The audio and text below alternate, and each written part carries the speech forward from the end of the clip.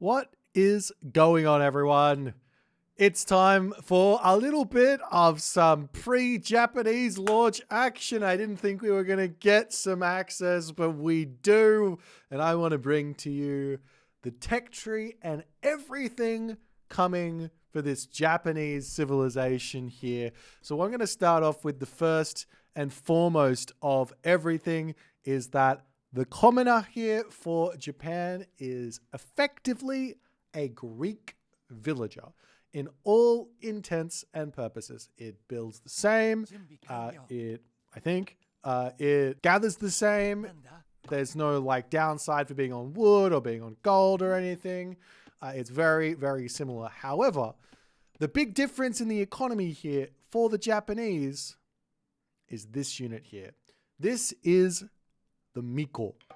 This is a priestess that can build shrines and work on them to earn favor, etc., and also heals allies. Now, this unit is also very, very strong against myth units. However, it's slow. I believe it's the same speed as the commoner. And it's got a big multiplier. So early game, this is going to be a unit that can be used to defend your base versus those really early raids, or at least dissuade those Deuterinos from coming at you. Now, where is the shrine here? I was going to talk about that. I don't see it in this tech tree. It's over here. So we're going to jump straight over to the shrine. So this is the one that the Miko can build. I don't believe you can build this with a commoner. It's just with the Miko. And yeah, it's got a whole bunch of extra bonuses, obviously. It doesn't build, or upgrades or whatever. It doesn't build anything in terms of extra Mikos. They get built out of the talent center. So the one thing that it does do is, well, first and foremost, the way that this works is you're going to be dropping the shrine down onto resources. And the amount of resources there indicates how much favor you're going to be generating. And obviously you can think about this and say, hang on, if how many resources is there is how much favor I'm going to get, well, then as the game progresses, I'm going to be wanting to mine those resources or gather those resources, and those resources are going to go away. And the devs have thought about this and they said, all right, what we're going to do is for the late game, once all the resources are gone, you're going to be able to get this technology, Sakura Gardens, and it's going to enable cherry spawn on the shrines, which is effectively trees spawning there. So you will be able to get some favor late game if there's not many resources nearby. So they've kind of thought about it all. The best way to use this, the way that I think is going to be the best way to use this, is to grab your inside your base in the best possible position, which is probably going to be some version of gold and food, or gold and wood, or food and wood early on. And then you might want to look towards sneaking shrines into random places onto the map. Kind of imagine Urano sneaking sky passages. Obviously you can get raided there and lose them, but that's going to be the risk you have to take. Let's keep going on, and we're going to start talking about the unique building for the economy, which is the watermill. Now this one is going to allow the commoners to deposit both food and wood. Obviously, that's what it says there. It only costs 25 wood, so incredibly cheap. And yeah, so one thing that you see some players doing with China at the moment, China is the only other civ that has a food and wood drop site. It's got the silo, which is everything. Obviously, there's the ox cart as well. The ox cart as well. However, one thing you see with the Chinese is that players will herd their animals into a wood silo, or a silo that's on a wood line, and then they're going to be able to do that. So it's going to be one idea there, is to herd into your watermill and get that happening. And then you've obviously here also got the mining camp, also only 25 wood, and you can note that the economic upgrades are split up into that as well. I am going to jump over to what the unique the unit roster is for this civ. We've got over here the Wasen, and we've got the ramming Wasen, and we've got the Junko Zorzen, Junko Zorzen, and finally a transport ship. It's looking like these have all got the same costing. I don't exactly know what their bonus is. I didn't look at it, haven't looked at it yet. The Greeks have got a bonus on, I'm actually gapping on everything. I can't remember. They've all got their own little unique bonus that makes their ships a little bit stronger in one way. No idea what they've got here, but let's take a look at the myth unit. We've got the Honengyo, which can dive into the depths and resurface on enemy ships. So that one's a nice, cool one there. And then we've also got the Umi Bozu, which we've seen this one a little bit in the trailers, but this guy can teleport to any sort of place on the map that's got water, which is an absolutely bonkers thing. Like, you can teleport behind your opponent and start raiding them, but it's a Mythic Age unit, and it's only one unit that can do that. Like, you can do, obviously, if you build a bunch of them, you can make a bunch and do it, and maybe you can go and try and take something out, but you'll see how well that's going to work, and it's going to be fun to try it out. Next thing here is I'm going to skip the myth units. I'm going to save that for when we go over the actual minor gods that you get for each of the major gods. So we're going to jump over here. Now, there are four main military buildings for the Japanese. You've got the guardhouse, you've got the dojo, you've got the stable, and you've got the castle. You got the temple as well. Okay. So the guardhouse is your foot soldiers, basically. They're kind of like low cost, and they have low damage and everything like that. They're not trash units, so to speak. They are very, very good still, but they are your low tier units. Compared to when we come into the dojo, you have this samurai. This guy is insanely expensive. Not only is he expensive, but he's also got 4 population. He is an absolute powerhouse of a unit to have access to in the classical age. So while making these guys is going to be make a really strong army, they're expensive and they cost a lot of population. So I imagine mixing some of these in is going to be good, but going for a mass amount of samurai is going to be a little bit crazy. We've also got, in the heroic age, we have access to the shinobi. This is the ninja. Also very, very food and gold cost heavy. It's 4 population. You can think about this guy as a kind of souped up version of the Huskar, because he's good against ranged soldiers and is an infantry unit. He also has access to a unique ability, which can make him move quicker and get more damage in. Plus, he also has a ranged attack for buildings. So he's got that, if you think about like an Age of Empires 4 thing, you can throw those torches in and get that damage done. And then finally over here, we have the Niganata Rider. This guy's 3 pop. He's kind of similar to a Hippias in that way. You get him in the classical age. It's really fun for the raiding players out there. If you want to go for a raiding play style, you can definitely do that. Kind of similar to Norse as well.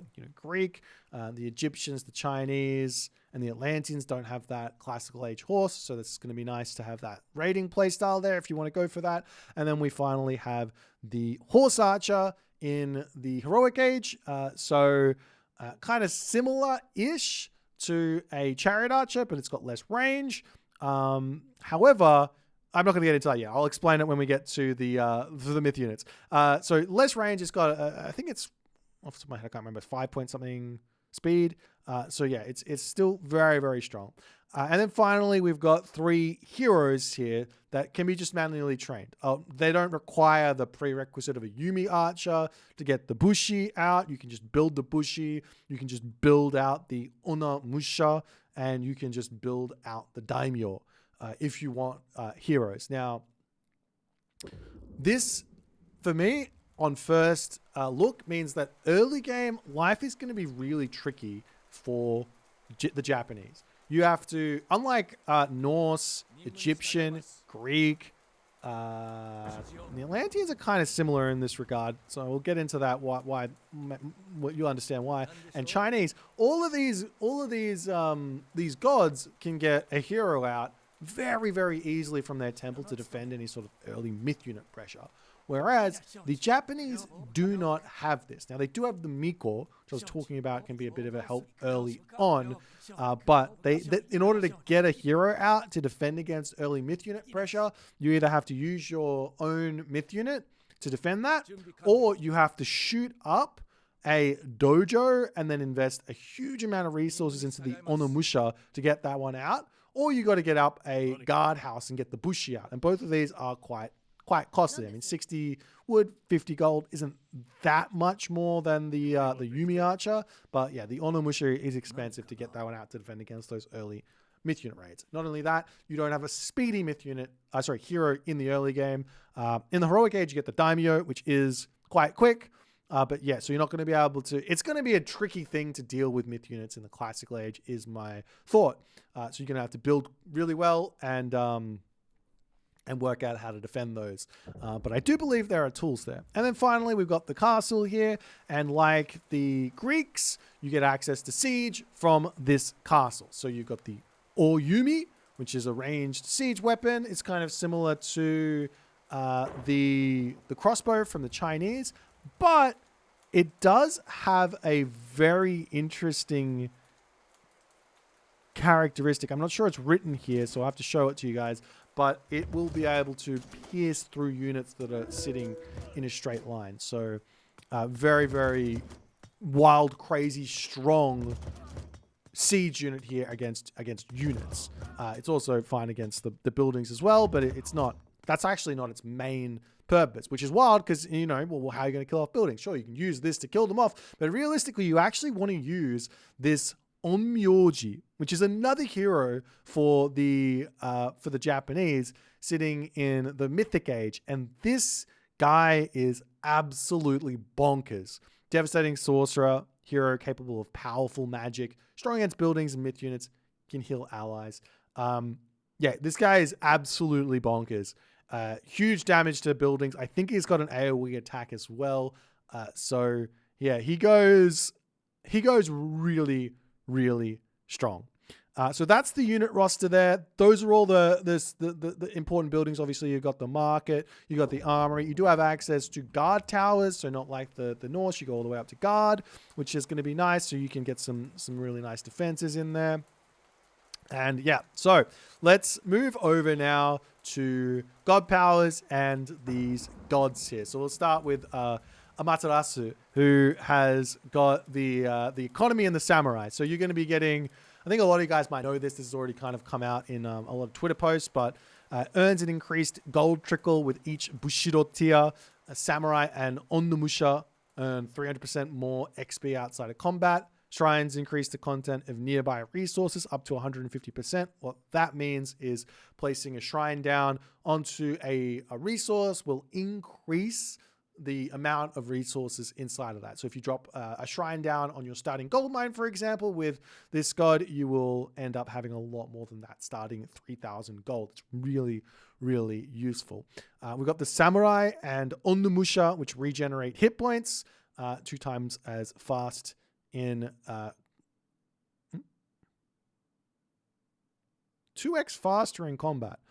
That's normally the other way around, where you're going to be you're gonna have like regeneration of hit points, right? But if you're fighting, it will be halved. So this is doubled while fighting. So keep that in mind. Okay, now let's talk about the god powers. We know most of these already, but just to show them off, we've got the solar shield here. This is really, really strong for early game raids. It's also really, really strong to defend your units from dying, obviously. But yeah, it's really, really good. I'll show you how that one all works. And then you've also got the Way of the Sun, which is the Bushido sort of unique thing. If you take, remember China, they've all got their little unique quote-unquote thing that they have access to. So this one's giving you gold, so +1 gold per second, and every tier that goes up, it's an extra gold per second.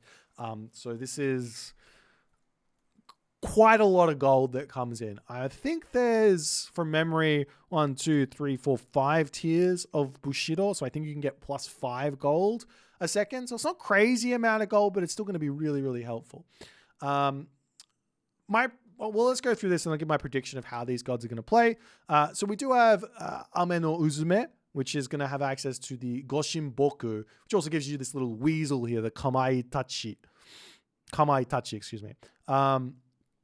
And all the other good stuff. So this guy is a really, really good raiding unit.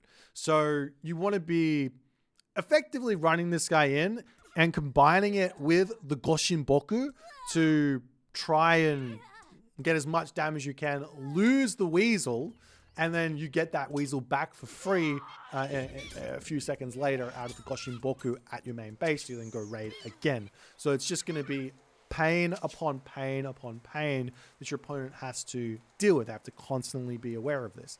The one thing here is that I do think that favor early game, you have to, I didn't really illustrate this enough when I talked about the Miko, but you have to build it out of the town center. So it's expensive to get yourself a lot of favor in. So yeah, you're going to get that back in spades though if you go through Ame no Uzume. And then you have this thing, which is just bonus damage, which is cool. You get the Katagi, which is going to give your infantry extra HP, and the Gohei Wands, which is making your Miko work even faster. So you're getting more favor. So why not? So if you think about Amaterasu, already you've got yourself a little bit of an infantry boost on a little certain samurai and Onimusha bonuses here that you're getting extra stuff. So you can kind of see there's some synergy there. Over here, you've also got the Minakatatomi, which is going to have this Shrine of the Hunt. You drop this down on your shrine and it starts spawning wolves to defend. They are myth units, so opponents will be able to walk through with their heroes and absolutely brutalize that. It's not a amazing defense unless you've got defense against heroes, so you're going to have to have some units in there, but it's really, really good against like raids and things like that if they're sending cavalry in or something like that. But you also get hunt from it. So you could drop this down in your main base, you could drop this on a second town center, and it could be a really, really nice way to give yourself some boosted hunt. We've also got the one Yudo here, which is a flaming demonic wheel that breathes fire. This guy is kind of like a classical age siege myth unit. And you should think about him like that. So if you're going to go for this god, you can get really nice safe hunt. You can go for really aggressive attacks and you combine that with the one Yudo to break through and get a huge amount of damage in. It can be really, really strong. We've got the saltwater spring here, which is just going to make its nice little combo on the Shrine of Hunt, getting yourself an extra 10% hunt gather speed. Very, very expensive, mind you, at 20 favor. But this thing, obviously, you can use it on all the hunt on the map. So if you spawn on a map like Marsh, go this god, grab this upgrade, enjoy the hunt on the map, and just have so much more food than your opponent. And that can help you build out a bunch more of those samurai you want to build anyways. Also got the hunter's strength there, so a little bit of a boost to ranged soldiers, also a little bit of extra ranged attack, which is actually always cracked. That's always a really, really good bonus. And you got the kumiki, which is going to make your ranged soldiers and siege weapons cheaper. I'm going to jump over to all the classical age gods, so I will explain Tsukiyomi and Susanoo as well, but I'm going to jump over here and we're going to just talk about Inari Okami. Actually, I'll get there. Inari Okami. So this is the goddess of the foxes. You get Swampland. Now, I think that this can be thought of as a type of spider layer god power, except it doesn't take time to really spawn out. You just click it when you want it and you can like control that area. It's really, really strong. I recommend using this just in a big fight. You could also use it anywhere if your opponent's just going to walk over you just drop it down, but whatever. I think in a fight is the best sort of usage. Force your opponent to run away from it. Otherwise they lose a ton of units. It's really, really strong. Enjoy that one. You got the Joro Gumo here as well, which is the spider. You can kind of think about this as a little bit like a Cyclops. You can grab a unit and then throw it. and that's really cool. And then you can also get some extra divine damage over time on that as well when you get this one. So yeah, this is going to be a really big unit to build. It could be a really strong raider as a surprise, but you need to have some backup for it because it's not that fast. But you can definitely use it nicely there. And then we've also got this Wisdom of 9. So I want to bring this up now with the Kitsune, which we've kind of jumped over. So let me just scroll over here. We've got the Kitsune here. This Kitsune is a myth unit which you can bring in onto any other unit in your roster and speed it up. And so you can normally just use one of these to speed up, but it's really, really strong. If you then combine it with the Wisdom of the 9 tech, you're going to be able to, well, not only are the Kitsune going to have more survivability, but they're also going to be able to be boosted to 2. So now you can have 2 Kitsune and you're going to get a bunch more speed on them. So yeah, it's a lot of mobility. It's really, really strong. You can use this with your cav. You can use this with your myth units. You can use this with your horse archers, and have a fantastic time. Next up, we've got the Sashimono Bannerman, which is a cavalry boost. And then we've got the Ivory Netsuke, which is going to make the myth units generate gold when attacking enemy units. So if you're going to make a whole bunch of the Jorogumo, you can then grab this tech and enjoy yourself a bit of a bounty there for some extra free gold. Okay. Let's keep going. So now we come into the heroic age, which is Hachiman. We've got over here the Shogun, which is a god power, sort of similar to like a Son of Osiris type effect. Like it's not quite a Nidhogg. It's more like a Son of Osiris. So you're going to transform a daimyo into a kind of incredibly powerful unit in the heroic age. So be scared of that if you're playing against Japanese. You could also combine this with Solar Shield to make it nearly invulnerable, or whatever that means. So really, really good. And you can have that fighting nicely as things go on. Then you got the Tengu, who's going to be able to jump into battle, boosting its stats and all the other good stuff. So an amazing brawler, get onto the back line of, say, a Norse army, and they're going to cry because their throwing axemen are going to want to attack them, and they're all going to die. So it's always a really nice one to just mix in there, and then boosting up that whole kit and caboodle there with the technology. And then we got the Golden Kite. Now this here is a archer hero damage against myth units. So this is, again, if we take a look here, you can see some synergy starting to come through. You can get Hunter's Strength, you can get Golden Kite, you can get some really strong archers in, you can get some heroes getting stronger. And then you've also got the hack damage increasing for your Dannoda, for your ramming weapons. Okay, now we've also got the Thunderburst. Now this thing here targets a location to unleash earth-shattering shockwaves. It then starts like expanding out or something from memory. But this thing is actually really interesting. The combo with this is, obviously if you're just fighting, it's always going to be good. Just take a fight, drop it onto your opponents. They're going to start getting shockwaved and not be able to take that fight. They're going to have to run. But the combination of that tech and also this one with Swampland plus Thunderburst is really, really... I see the potential in this being really, really big. So you're going to drop down the Swampland, and then you're going to drop down the Thunderburst on top of that so that they can't run as easily, getting more value from the Swampland. I think that's going to be really strong there. Okay, and then we've got this Raiju, who is... he's got some sort of like AoE special attack. Super strong, amazing raider. Combine him with the fast Kitsune, and you can get a lot of value there with that. And you can also get the Raiju here with Thunderer's Presence, which is going to be boosting the speed up. And then we can also see that there's some little god power type things. So if I grab this tech, then I start using my god powers to recast them or whatever. Maybe I want to use another Goshinboku, or I want to use another Thunderburst, or maybe I want to use some of these Mythic Age God Powers again to make them cheaper. 20% off is a big amount of favor off for only 10 favor. Obviously 300 gold is 300 gold, but that's a nice one. And now we got the Hanya mask. And you can see here another infantry synergy. So you could go down the archer side, or you could go down the infantry side here with Amaterasu. So that could be a nice little idea there. Next one up here, we've got the Takamikazuchi. Now, this is really cool. You get this sword basically, and he just comes down and just goes slash. So absolutely sick.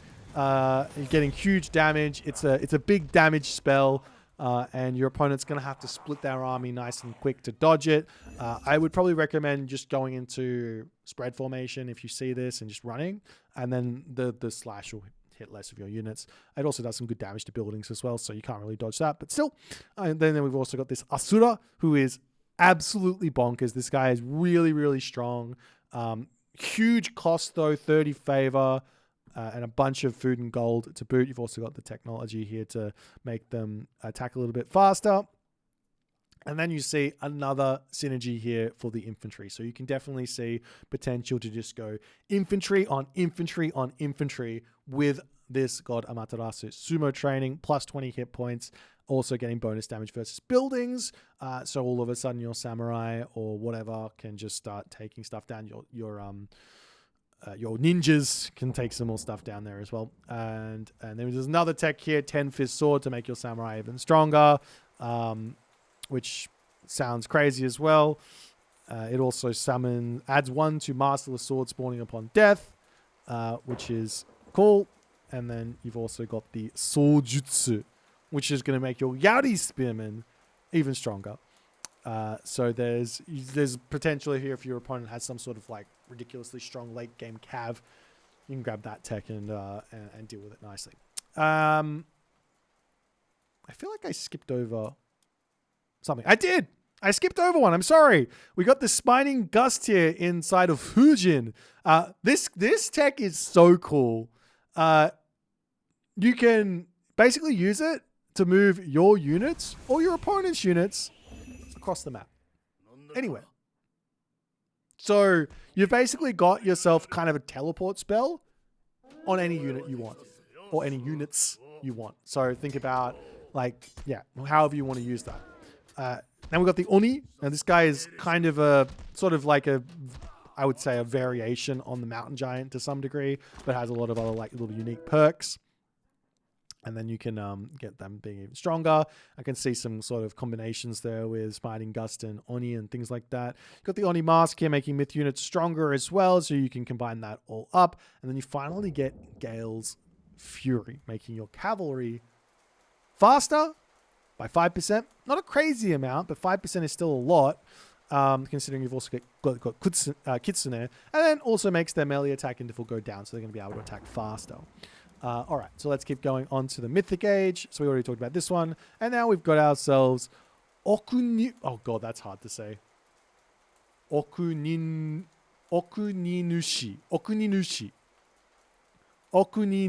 Okay, there we go. I got it out. Okuninushi. All right.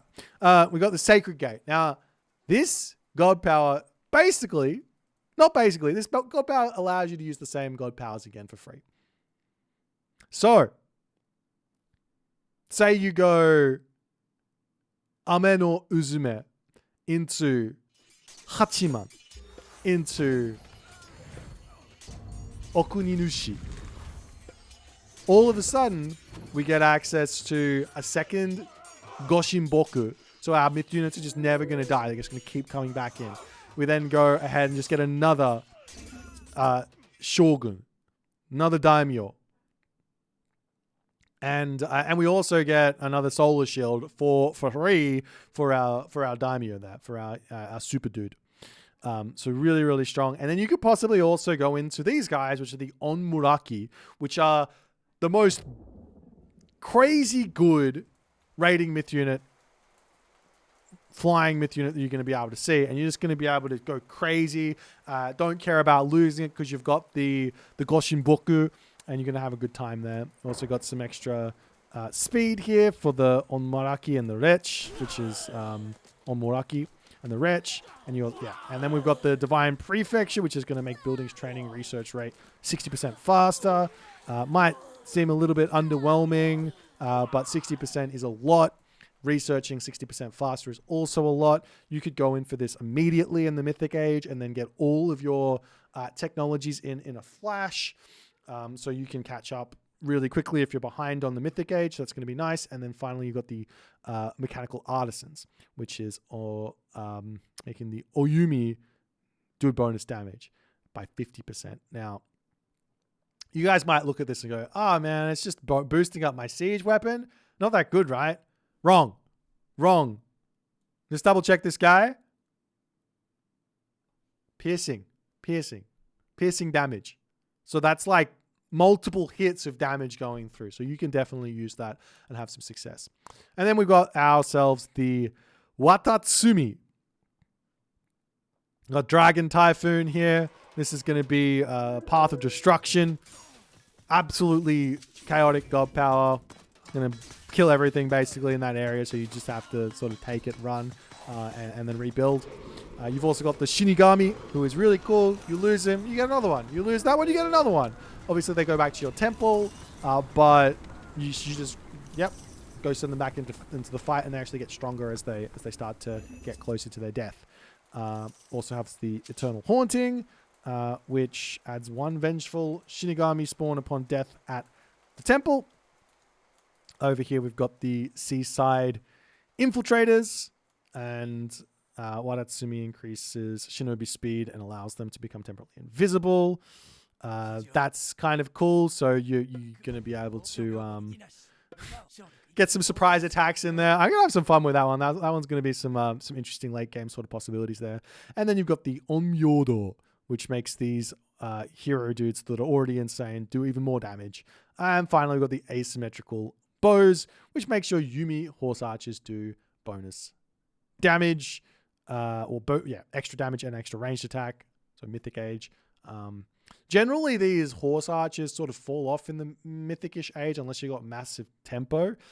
So that's a thing. Okay, so now we have to talk about Tsukiyomi and Susanoo. So you've already looking at this, but let's go over it.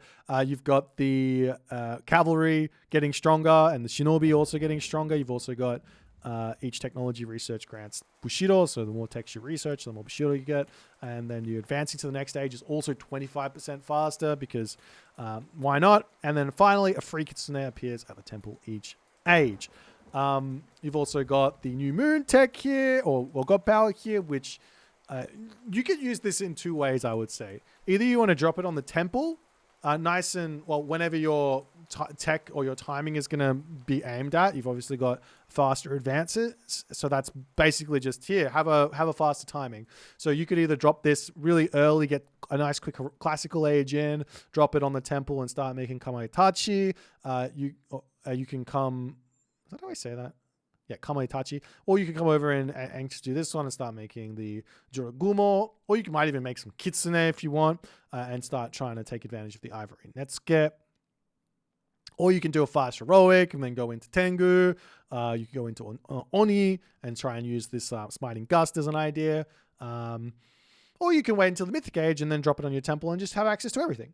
Alternatively, you could drop it onto a building, such as the stable or the guardhouse, right? And then you could get some really quick upgrades onto your Yumi Horse Archer and hit some timings with that. Obviously, no synergies there with your Bushido because you're obviously going to be buying them then, but instead of getting them for free. But still, you could go for that. So there's a lot of good ideas with that. And then you got the Way of the Moon, which is going to make your cavalry and shinobi getting stronger per Bushido tier. And then we have Tenshu, which is the unique tech here, which makes your fortresses and towers do crazy amounts more damage. This tech is really, really, really good. Fortresses already do a ton of damage. I don't care what anyone says about Age Mythology buildings being weak. These things hurt. And then you get an extra 20% damage on top of that. Plus you've got the other tech. More importantly is this gives 40% on towers, I think. So yeah. Towers are going to be an insanely useful defensive tool with Tsukiyomi. And I think you should definitely experiment with going through and grabbing Tenshu as a nice early game defensive thing. 350 wood, 20 favor. Really not that expensive for that amount of boost. If you compare this over to guard towers, for example, I just want to make a point. Guard towers here is 50% bonus damage or 50% extra damage. So it's 10% less than that and costs a little bit less as well. Plus it gives boosted damage onto the fortress as well. So really, really, really useful there as a defensive tool. And then we finally got ourselves Susanoo, who is going to be is basically a big fat myth unit god power sort of god. So if you like myth units, if you like spamming god powers, this is going to be the god for you. Now, with all of the myth unit stuff, oftentimes these myth unit focused gods often be like you go heavier on myth units than anyone else, but you still have to go for like your main line, your units. You can't just go all myth units and expect to win. But nonetheless, you get tributes a larger favor reward for each Bushido tier up here. So you're getting 50, 75, 100, 150, 250 as you go through your Bushido. You get myth units earn Bushido XP passively, so the more myth units you build, the more XP you're going to be getting. Every time you invoke a god power, it's going to make your other god powers 25% cheaper, and then also your unit special abilities recharge 25% faster.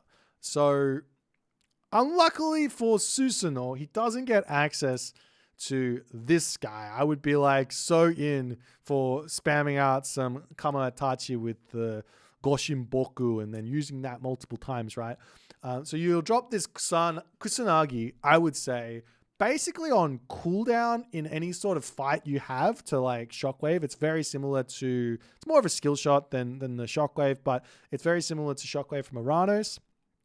But you're going to drop this one down and then like after you've already used, say, Swampland, or after you've used Shrine of the Hunt, after you've used Thunderburst, or after you've used Smiting Gust, after you've used these god powers. And this is going to start ticking your costs down every single time, so then you can drop them again. And then you're also going to hit the next Bushido tier, and then you're going to get a bigger fat bank of favor that then say, let's use another god power. So that's where you're going to use that next god power. So there's a lot of synergies there. It's going to be able to use many god powers, or you can just get a bunch of myth units. Now he does have access to the Jorogumo. He's also got access to one Yudo, so he's going to have some big fat sieging potential early on if he wants, or some really strong units that can get some good damage in there.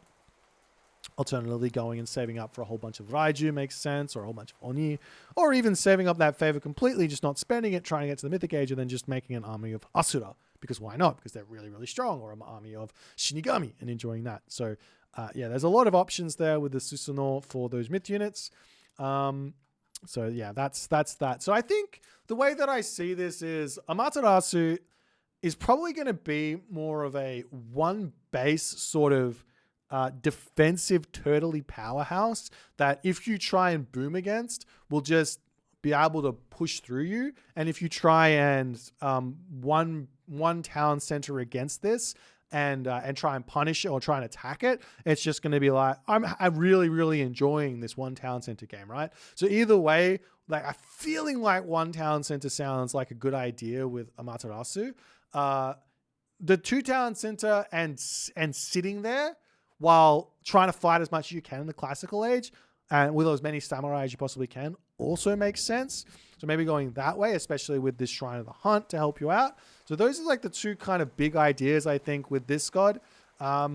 Potentially rushing for this guy here and getting out the Shogun, Daimyo, getting that out and helping you deal with any sort of myth units if need be. If your opponent's going like one town center mass myth units, you can go one town center heroic age, get that guy out, put a stop to all that stuff. So lots of really cool turtley options here with Amaterasu, but definitely not a greedy. I don't feel like this god is going to be greedy. She's already got a lot of greed in her kit, so if you want to over greed on it, it might be very challenging. On top of this, we've got ourselves the Tsukiyomi, who this guy is a timing attack player's dream. I don't really see him playing any other style. Going for a boom with Tsukiyomi doesn't make a huge amount of sense because you can only use that new moon on the watermill to give yourself, like, probably best case scenario would probably be in the heroic age and you drop and you get it irrigation and bowsaw. Dropping it onto the mining camp feels really, really bad. You're only getting a shaft mine tech. Not really going to be worth it. So like going into the boomy side of things doesn't make a whole lot of sense with this god, though anyone can boom. So that's true. But timing attacks are going to be king here. So things like fast heroic off of 2 town center into a whole bunch of cavalry, for example, or going 1 town center timings with a whole bunch of cavalry. Heroics, horse archers, Yumi horse archers. Is that what they're called? I'm going crazy. Yumi horse archers. There you go. Yeah, and trying to make that work, or even doing some sort of myth unit timing attack, like we talked already with the new moon. And then finally, Susanoo, kind of in this sort of a midway point where I can see him being a timing attack god with god powers going through, but doesn't really get any boosts to it like Tsukiyomi.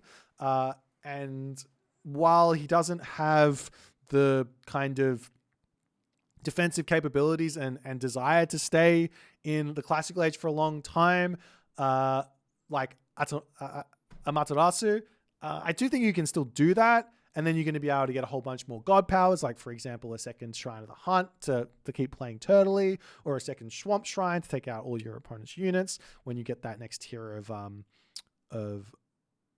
Way of the Storm. Now, the one thing that Susanoo does have that I didn't actually go over is Crushing Waves, which makes your myth units' speed go up. So one thing that I think could be kind of cracked with Susanoo is early on, getting yourself that second extra Kitsune with Wisdom of 9, getting out Crushing Waves, and then combining that with either the Joragumo to raid or the Raiju to raid.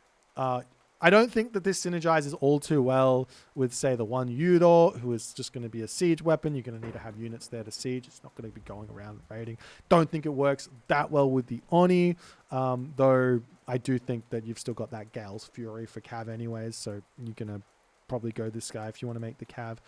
But you could go down this path, go for Joragumo, then go in for Oni Mask, and that can all work there as well. So there's a huge amount of strategy here. I've touched the baseline of this. I've not had my hands on this for very long at all, but those are my current ideas I wanted to share with you guys, going through the tech tree and just showing you what's up. I hope you like this video. I'm super excited to play this for you guys. I'm going to be coming at you with the campaign first and foremost in terms of all my gameplay, so stay tuned for that. And I'm super excited for this to launch on the 30th.